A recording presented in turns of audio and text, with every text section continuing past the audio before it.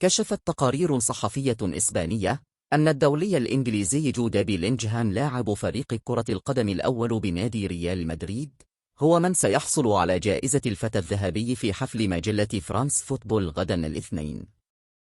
مجلة فرانس فوتبول الفرنسية تعطي العديد من الجوائز أبرزها الكرة الذهبية في حفل سنوي سيتم إقامته غدا الاثنين بالعاصمة باريس.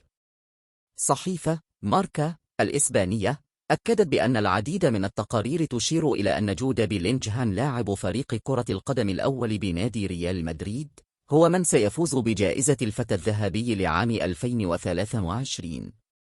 وأشارت التقارير إلى أن جود اكتسح الأصوات لجائزة الفتى الذهبي هذا العام، ولن يكون هناك أي شكوك حول ذلك غدا في الحفلة من جانب لجنة التحكيم، وسيتسلم بيلينغهام جائزته أمام جميع الحضور.